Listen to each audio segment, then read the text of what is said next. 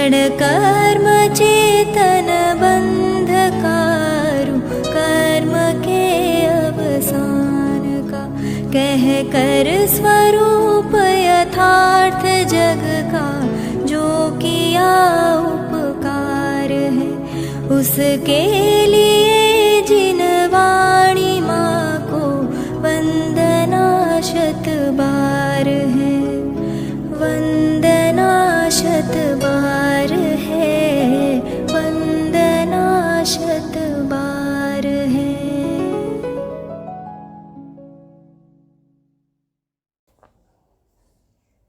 आत्म बने परमात्मा हो, शांति सारे देश में है। देश ना सर्वोदयी महावीर के संदेश में, महावीर के संदेश में।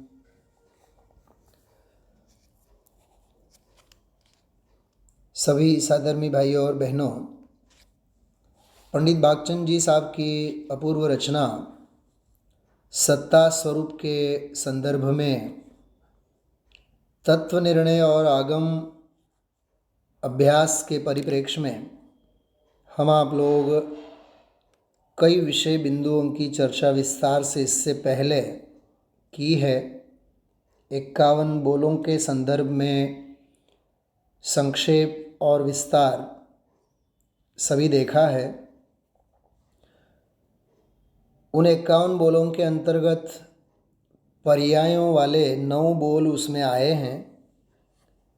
उन 9 पर्यायों से संबंधित थोड़ा सा प्राथमिक ज्ञान हम आप लोगों को हो, इसी भावना और इसी अभिप्राय से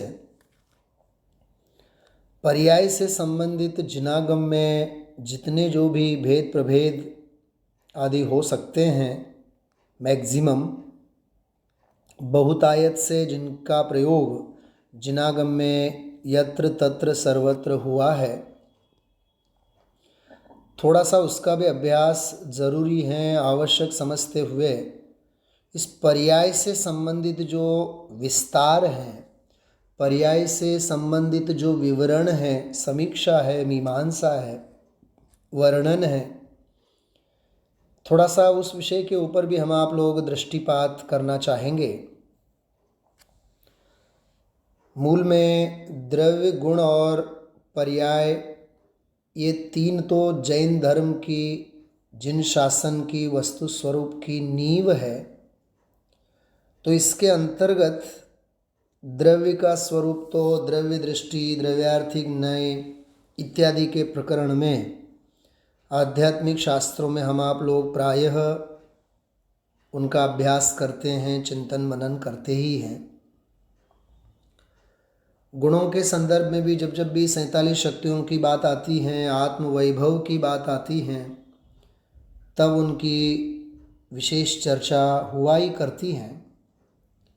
पर्याय की जब बात चलती है तो पज्जय मूढ़ा ही पर समया, पर्याय दृष्टि वाला वह जो जीव है वह मूढ़ मिथ्या दृष्टि जीव हैं, पर समय है, इस प्रकार की चर्चा हम आप लोग प्रायः सुनते हैं। यहाँ थोड़े से अलग अंदाज में हम आप लोग पर्याय शब्द की व्युत्पत्ति, पर्याय का स्वरूप, पर्याय की लाक्षणिक विशेषताएं, जिनागम के आलोक में पर्याय की सुंदरतम व्याख्याएं जो प्राचीन सर्वप्राचीन आर्ष ग्रंथों में षटखंडागम, धवला, जय धवला आदि शास्त्रों में किस प्रकार से की है, थोड़ा सा उनका चिंतन हम आप लोग इस प्रकरण में करना चाहेंगे। तो अपना मूल विषय यह चलेगा पर्याय से संबंधित। अभी यहाँ इस सत्र में हम आप लोग पर्याय शब्द की व्युत्पत्ति, उसका अर्थ, पर्याय शब्द के लिए प्रयुक्त होने वाले पर्यायवाची शब्द, समानार्थी शब्द और कौन कौन से हैं, होते हैं, हो सकते हैं, आगम प्रमाण के साथ ही उनकी चर्चा करेंगे।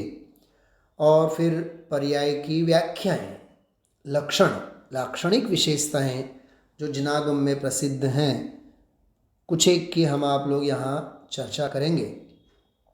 और आगामी नए सत्र में हम आप लोग पर्यायों के भेद प्रभेदों से संबंधित समुच्चय चर्चा करेंगे।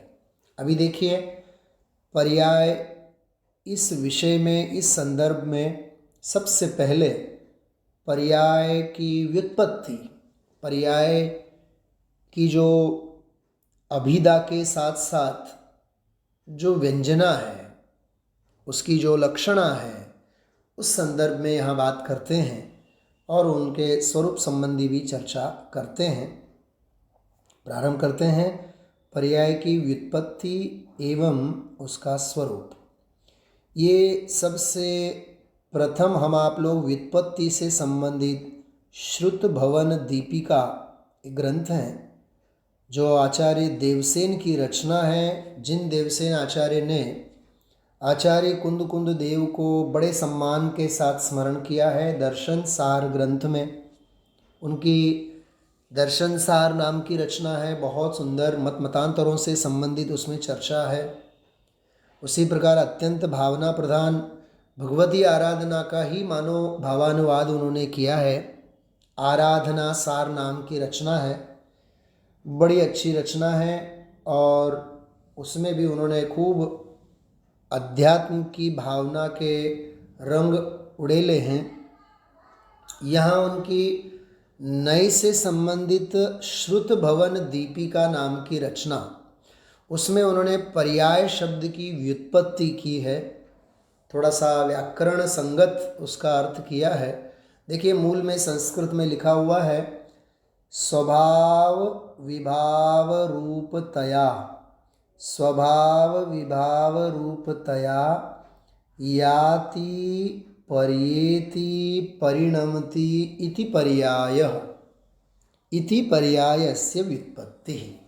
फिर एक बार देखिए, स्वभाव विभाव रूपतया, स्वभाव के रूप में और विभाव के रूप में, याति अर्थात गमन करता है, पर्येति प्राप्त होती है, गमन करती है, परिणमन करती है, उसे पर्याय कहते हैं। ये व्याकरण संगत पर्याय का व्युत्पत्ति अर्थ है। नीचे हिंदी में भी लिखा हुआ है, जो स्वभाव विभाव रूप होती है, गमन करती है, परिणमती है, परिणमन करती है, वह पर्याय है। यह पर्याय शब्द की व्युत्पत्ति है। स्वाभाविक और वैभाविक दोनों प्रकार से ही गमन करना, परिणमन करना, परिणाम का होना, उसे पर्याय कहते हैं।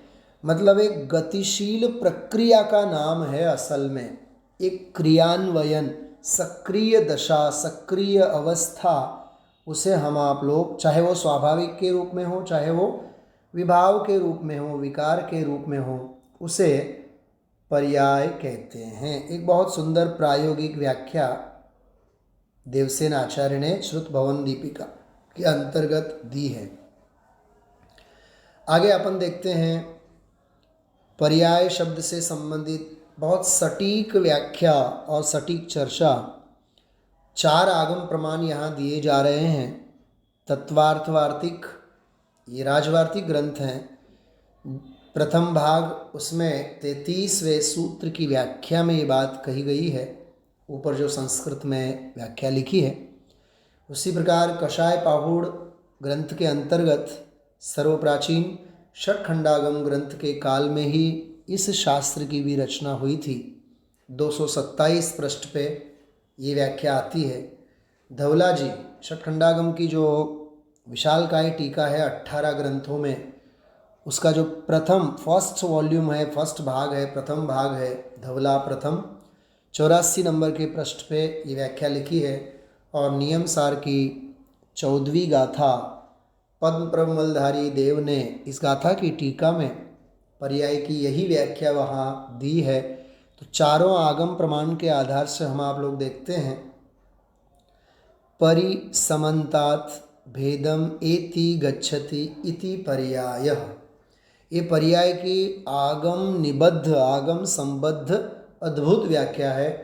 परिसमन्तात् भेदम एति गच्छति इति पर्यायः, अर्थात जो सर्व ओर से, परि एक संस्कृत का उपसर्ग है, परि शब्द जो है रस्वा वाली परि है, जिसे अपन छोटी र भी कहते हैं परि, उसका अर्थ होता है सर्व ओर से, मतलब द्रव्य क्षेत्र काल भाव चतुष्टय पूर्वक जो सभी ओर से, सर्व ओर से भेद को प्राप्त हो या भेद रूप परिणमित हो, उसे पर्याय कहते हैं।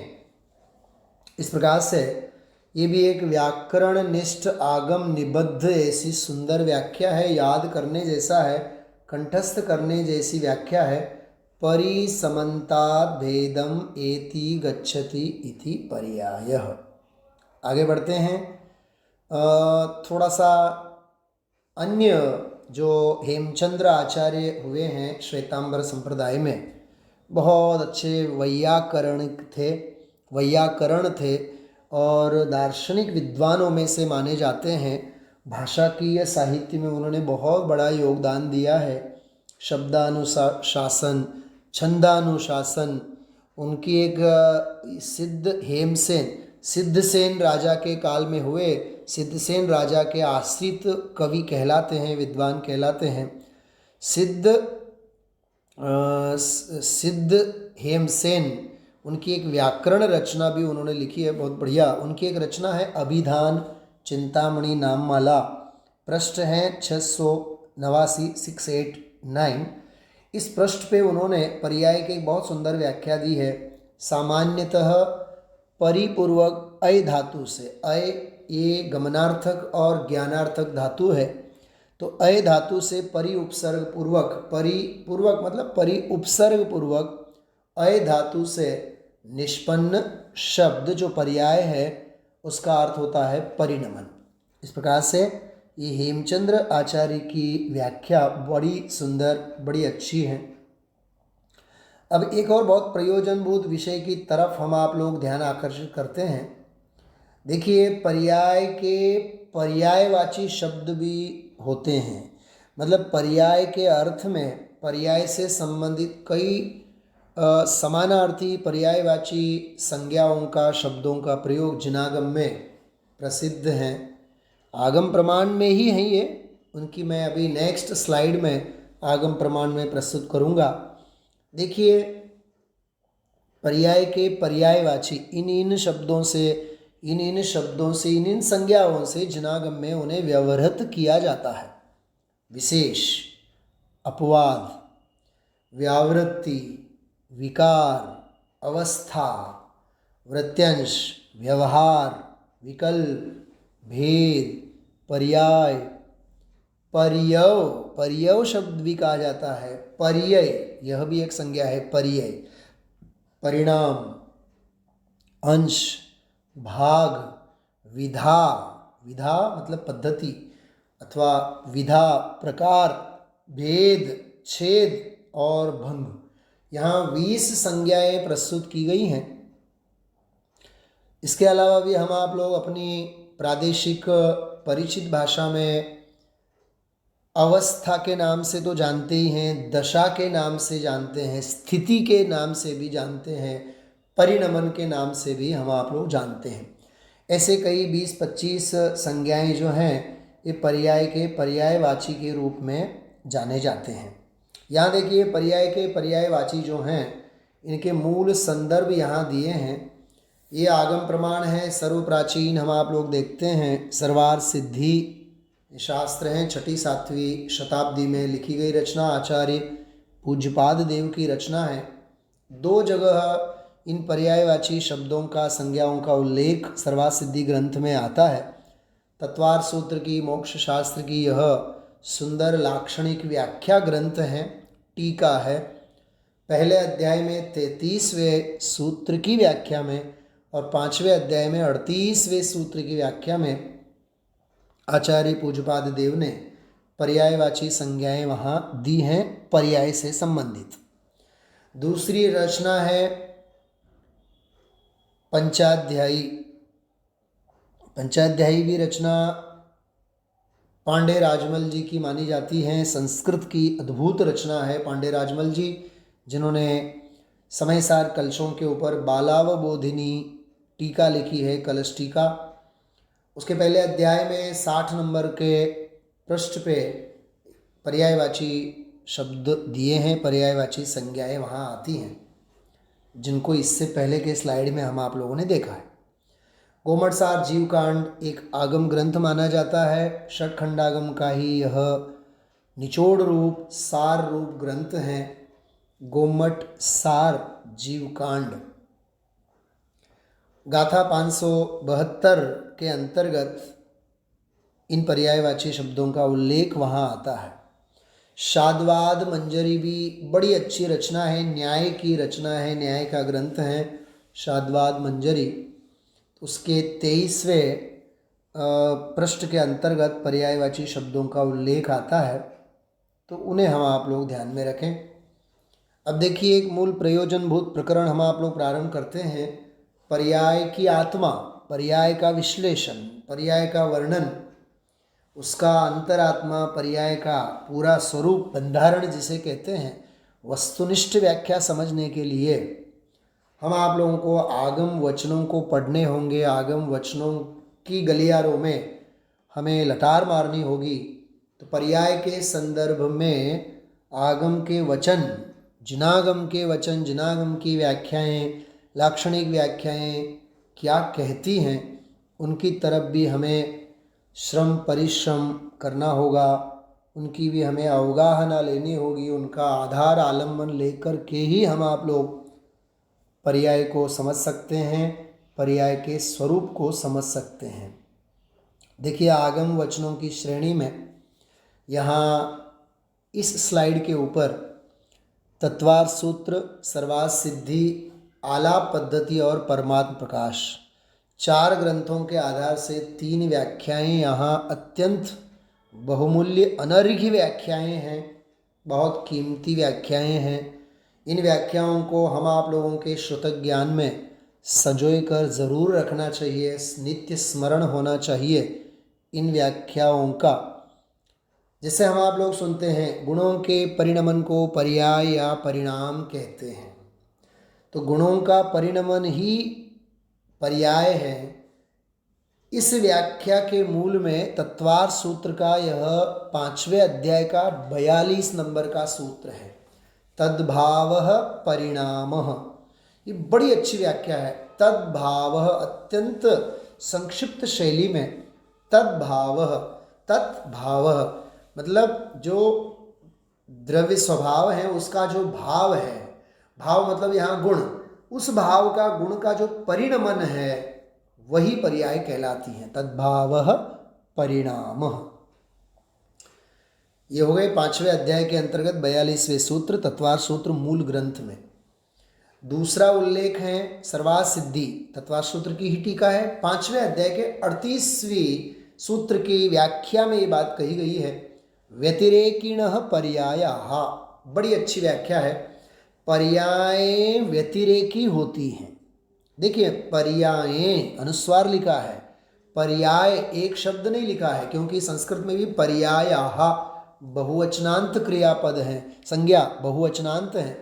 तो पर्यायें मतलब अनंती पर्यायें हैं, अनंत गुणों की, त्रिकालवर्ती, अरे त्रिकालवर्ती ही नहीं, वर्तमान समयवर्ती अनंती पर्यायें हैं।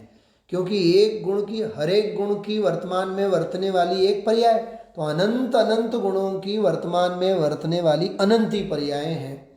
वो अनंती सारी की सारी पर्यायें परस्पर में व्यतिरेकी होती हैं। व्यतिरेकी से मतलब हर एक की अपनी अवान्तर सत्ता, अपनी स्वरूप सत्ता भिन्न भिन्न है, हर एक का अपना द्रव्य अलग है, बराबर, हर एक का अपना क्षेत्र अलग है। तो ये जो कालगत, क्षेत्रगत, स्वरूपगत जो भिन्नता है वह व्यतिरेकी शब्द से अभिहित किया जाता है। तो पर्यायें व्यतिरेकी होती हैं, भिन्न भिन्न स्वरूप और सत्ता को ली हुई होती हैं, उसका नाम है पर्यायें व्यतिरेकी होती हैं। ये स्वरूपगत व्याख्या है। ये पर्याय का लक्षण नहीं है, लेकिन इसको पर्याय के लक्षण के रूप में हम आप लोग समझ सकते हैं, लाक्षणिक विशेषता के रूप में अपना सकते हैं। तो व्यतिरेकिणः पर्यायाः, पर्यायें व्यतिरेकी होती हैं।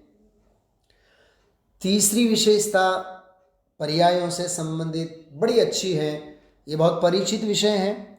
क्रमवर्तिनः पर्यायाः, ये आलाप पद्धति, ये भी बड़ी अच्छी न्याय की ही रचना है, बड़ी सुंदर रचना है। और परमात्म प्रकाश जो योगिंदु देव की रचना है, पहले भाग के अंतर्गत 57वें दोहे की व्याख्या में ये बात कही गई है। क्रमवर्तिनः पर्यायाः, पर्यायें हमेशा क्रमवर्ती होती हैं, क्रम पूर्वक पर्यायें होती हैं, अतः पर्यायें क्रमवर्ती कहलाती हैं। इसके लिए मैं एक और बड़ी सुंदर भाषा आचार्य अमृतचंद्र देव ने जो प्रयुक्त की है, सर्व विशुद्ध ज्ञान अधिकार के अंतर्गत, जो सर्व विशुद्ध ज्ञान अधिकार समय सार का अंतिम अधिकार है, उसकी जो प्रारंभ की गाथाएं हैं 308, 9, 10, 11, 4 गाथाओं में क्रमबद्ध पर्याय सिद्धांत की चर्चा वहाँ की है। आत्मा अकर्ता है, सर्वथा अकर्ता है, उस बात की वहाँ सिद्धि की है। वहाँ आचार्य देव ने क्रम नियमित शब्द का प्रयोग किया है। जीव और अजीव की व्याख्या वहाँ जब करते हुए ये कहा, क्रम नियमित आत्म परिणामैरुत्पद्यमानो जीवः जीवः एव न अजीवः। उसी प्रकार क्रम नियमित आत्म परिणामैरुत्पद्यमानो अजीवः अजीवो एव न जीवः, मतलब क्रम नियमित अपनी अपनी पर्यायों से उत्पन्न होता हुआ जीव जीव ही होता है, अजीव नहीं है। और उसी प्रकार अजीव भी अजीव ही होता है, जीव नहीं होता है। बहुत सुंदर जीव और अजीव की व्याख्या, स्वतंत्र स्वाधीनता की व्याख्या, अकर्तापने की सत्ता सिद्ध की है। वहाँ उन्होंने क्रम नियमित शब्द का प्रयोग किया है। वही बात है यहाँ क्रमवर्ती, क्रम पूर्वक पर्यायें होती हैं। इस प्रकार हम आप लोगों ने यह आगम प्रमाण देखे। अभी यहाँ 3 आगम प्रमाण देखे 4 आगमों के आधार से। अब आगे बढ़ते हैं। चौथा एक प्रमाण आचार्य कुंद देव के 5 परमागमों में, जिसका बड़ा आदर सम्मान के साथ उल्लेख किया जाता है, जिस ग्रंथ को कहा जाता है ये प्रवचन सार, दिव्य ध्वनि सार, प्रवचन सार ग्रंथ की प्रवेशिका है, वस्तुनिष्ठ व्याख्या। इसमें 7 तत्व 9 पदार्थ 6 द्रव्यों की अद्भुत व्याख्या, मोक्ष मार्ग की व्याख्या इस ग्रंथ में की है। 5 पांचों अस्तिकाय द्रव्यों की मुख्यता से इसमें चर्चा है। और फिर अंत में 9 पदार्थ मूलक चूली का मोक्ष मार्ग का वर्णन भी जिसमें किया है। पंचास्तिकाय ही एक ऐसा अद्भुत शास्त्र है जिसमें आचार्य देव ने भिन्न साध्य साधन के संदर्भ में अंत में केवल निश्चयावलंबी, केवल व्यवहारावलंबी जैसा विषय लिया है, जिसको आधार बनाते हुए पंडित टोडरमल जी साहब ने मोक्षमा प्रकाशक में व्यवहाराभासी, निश्चयाभासी, उभयाभासी वाला प्रकरण लिया है। 7वें अध्याय मोक्षमा प्रकाशक, 7वें अध्याय का जो मूल प्रमेय है, विविध मिथ्या दृष्टियों की जो चर्चा मीमांसा है, उसका यदि कोई मूल आधारभूत ग्रंथ रहा है तो वह पंचास्तिकाय है। देखिए इसमें ये चौथा आगम प्रमाण हम आप लोग प्रस्तुत कर रहे हैं। पदार्थास्तेषाम् अवयवाः अपि प्रदेशाख्याः परस्पर व्यतिरेकित्वात् पर्यायः उच्यन्ते। बहुत मार्मिक बात है। पदार्थों के प्रदेश नाम के जो अवयव हैं, क्या मतलब है? हर पदार्थ, हर द्रव्य, हर पदार्थ, जैसे पदार्थ भी कहते हैं, द्रव्य भी कहते हैं, वस्तु भी कहते हैं, अर्थ भी कहते हैं। अर्थ कहो, वस्तु कहो, पदार्थ कहो, ये सब एकार्थवाची हैं। तो पदार्थों के जो अपने अपने प्रदेश हैं, मतलब क्षेत्रीय जो विशेषता है, जिसे अपन कहते हैं जीव के असंख्यात प्रदेश, बराबर। उसी प्रकार धर्म असंख्यात प्रदेशी हैं, अधर्म भी असंख्यात प्रदेशी हैं, समग्र लोक में व्याप्त हैं। आकाश अनंत प्रदेशी हैं, पुद्गल परमाणु एक प्रदेशी हैं, कालाणु भी एक प्रदेशी हैं। इस प्रकार के जो क्षेत्रीय क्षेत्रगत विशेषता की बात करते हैं, तो जितने जो भी प्रदेश रूप जो अवयव हैं, अंश हैं, वे भी परस्पर में व्यतिरेक युक्त हैं। परस्पर में वे साम्य नहीं धरते हैं, बल्कि वे परस्पर में बिल्कुल पृथक सत्ता को लिए हुए हैं। इसलिए परस्पर में व्यतिरेक युक्त होने से वो भी पर्याय कहलाती है। यहाँ प्रदेशों को ही सीधा सीधा पर्याय कहा गया, क्योंकि प्रदेश भी स्वतंत्र स्वाधीन अंश हैं, क्षेत्र के वे अंश हैं। इसलिए उन प्रदेशगत क्षेत्रगत अंशों को भी, अवयवों को भी पर्याय कहा जाता है। यहाँ पर्याय की अद्भुत प्रदेश सापेक्ष व्याख्या है। पंचास्तिकाय शास्त्र जी में ये बात आती है। न्याय का सर्वप्रथम ग्रंथ माना जाता है परीक्षामुख। जैन न्याय का इसे प्रवेश द्वार कहा जाता है। इस परीक्षामुख के प्रवेश द्वार से ही हमें आगे प्रवेश करना पड़ता है। उसके चौथे अध्याय में 8वें सूत्र के अंतर्गत बड़ी सुंदर व्याख्या पर्यायों की यहाँ की गई है। एकस्मिन् द्रव्ये क्रमभाविनः पर्यायाः आत्मनि हर्ष विषाद आदिवत। दृष्टांत भी दिया है। आत्मनि मतलब आत्मा में जिस प्रकार हर्ष और विषाद आदि के जो परिणाम होते हैं वे सब अलग अलग पर्यायें कहलाती हैं। जैसे एकस्मिन् द्रव्ये, एक ही द्रव्य में, क्रमभाविनः पर्यायाः, क्रमशः होने वाली अवस्थाएं सब पर्याय कहलाती हैं। उदाहरण दिया है इसमें जीव का आत्मा का उदाहरण इसलिए दिया है क्योंकि हम आप लोगों के ये अनुभव की विषय वस्तु है। तो एकस्मिन् द्रव्ये ये सभी द्रव्यों के ऊपर लागू होता है, लेकिन दृष्टांत आत्मा का दिया है। जिस प्रकार आत्मा में हर्ष और विषाद आदि के परिणाम, देखिए इसका हिंदी में अनुवाद, एक ही द्रव्य में क्रमशः होने वाले परिणाम को, देखिए एक तो परिणाम को पर्याय कहते हैं और क्रमशः होने वाले परिणाम को पर्याय कहते हैं। दो विशेषताओं की तरफ इस परीक्षामुख में हम आप लोगों को संकेत किया गया है। क्रमशः होने वाली और परिणाम जो हैं वे पर्याय कहलाते हैं। तो आत्मा में होने वाले हर्ष और विषाद के परिणाम ये भी पर्याय कहलाते हैं। तो ये परीक्षा मुख जो न्याय का ग्रंथ है उसमें है। कुछ हम सीधे सीधे हिंदी में ही हम आप लोगों ने समझने के हेतु से यहाँ प्रस्तुत किया है। सर्वार्थ सिद्धि 5वें अध्याय के 38वें सूत्र की व्याख्या में जो पर्याय की व्याख्या है, द्रव्य के विकार को ही पर्याय कहते हैं। याद रखिए, यहाँ विकार मतलब वो विभाव भाव वाली बात नहीं लेना।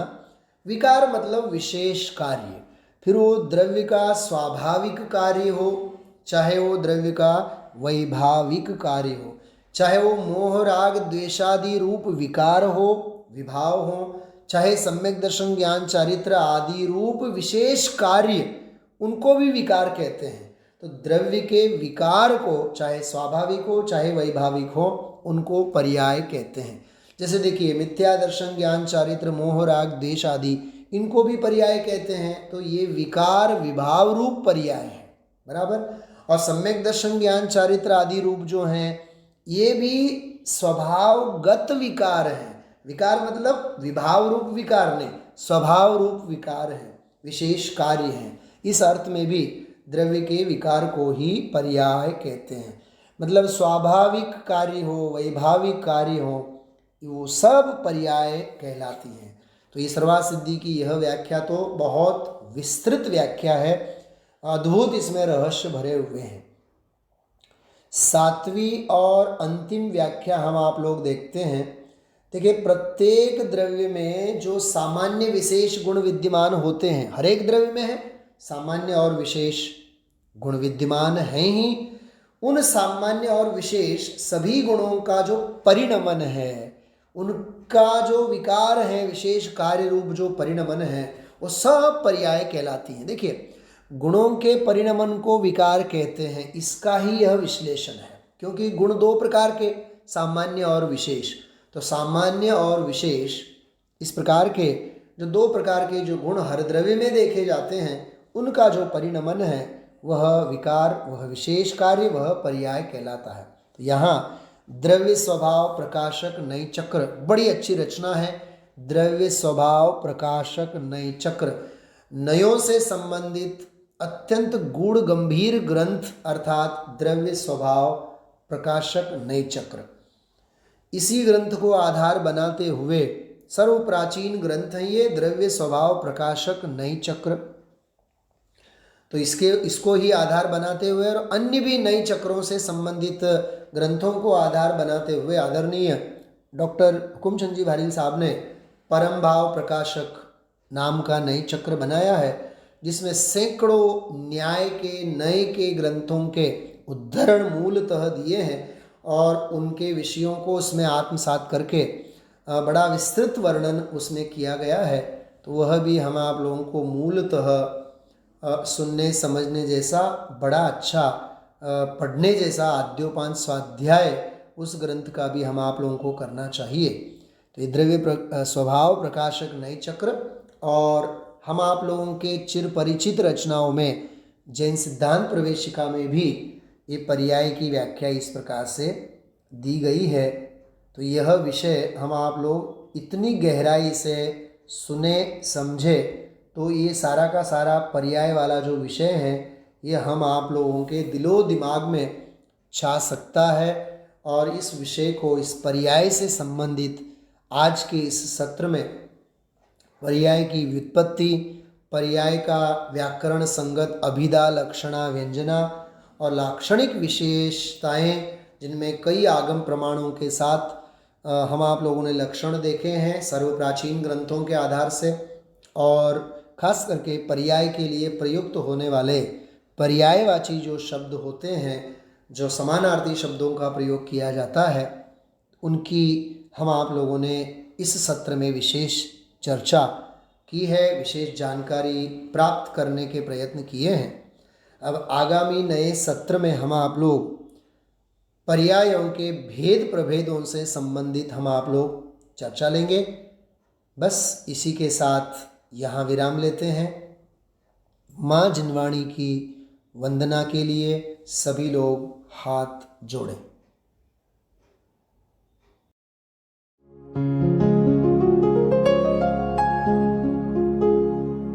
निज निधि निज में बताए यह अनंत उपकार है, उसके लिए जिन वाणी माँ को वंदना शत बार है, वंदना शत बार है, वंदना शत बार है।